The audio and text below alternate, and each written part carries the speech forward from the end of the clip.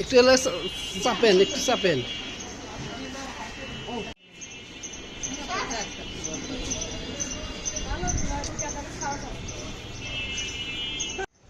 যে খারাপ হের মনে পাপ থাকে। আমি ওর বাপের কারখানায় কাজ করতাম, উপর দিয়ে আর আব্বুর কারখানায় কাজ করতাম। পরে 1 সপ্তাহ খানিক কাজ করার পরে ওর বাবা দেশে যায়, ওর কোন জানি যেটা তো না চাচাতো বোনের বিয়ে, ঠিক আছে। তো বাড়িতে যাই, ওই জায়গায় আরেকজন ভাইয়ের ছিল, ওর আমি কাজ করতে থাকি। তো কাজ করতে থাকি, পরে বাড়ির থেকে তার মেয়ে সহ সবাই সহ আত্মীয় স্বজন সহ তারা দেশ থেকে আসে। আসার পরে তখনও আমি তার মেয়ের ভালো করে চিনি না।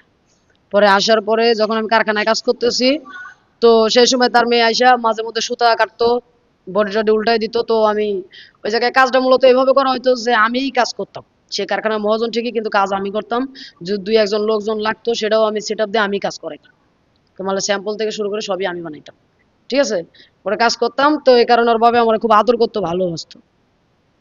পরে ওই জায়গায় কাজ করি, পরে মেয়েটা আসে আমার সামনে, সুতা কাটে, আমার সাথে কথা বলে, মিশে, মানে দুষ্টামি ফাজলামি করতে করতে এক পর্যায়ে যায় দুজনের মধ্যে একটা সুন্দর বন্ধুত্ব সুলভ সম্পর্ক হয়। সম্পর্ক হওয়ার পরে একদিন 31শে ডিসেম্বর।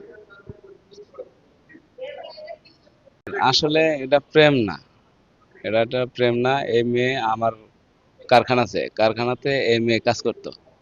তো ওই সুবাদে আমার কারখানায় আমার মেয়ে যাইতে হয়তো ওই সুবাদে পরিচিত।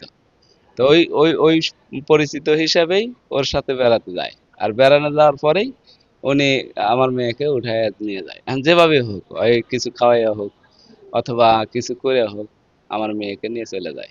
আমরা যে কোনো অ্যাঙ্গেলে জানতে পারি যে আমার মেয়েকে নিয়ে যাচ্ছে। আর ওই কাজ করা অবস্থাতেই ওই মেয়ের সাথে আমার একটু বাজাবাজি ছিল। কাজ করা অবস্থায় আমার ওই মেয়ে আমার সাথে একটু গন্ডগোল করাতে, তাতে বলছিল তোর মেয়ে কেমনে রাখিস সেটা আমরা দেখবো। এই কারণে ওই চ্যালেঞ্জ করার পরেই ও এই কাজটা করছে।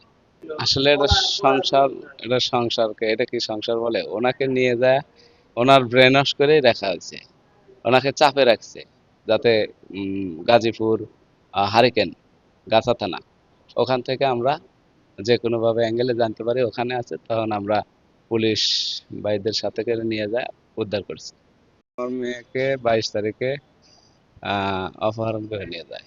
এটা আমরা মেয়ে মানে বেড়ানোর উদ্দেশ্যে গেছিল, ওই বেড়ানোর অবস্থাতেই ওখান থেকে ওরে যে কোনো ভাবে যে কোনো কায়দা কৌশলে ওরে উঠে নিয়ে চলে গেছে।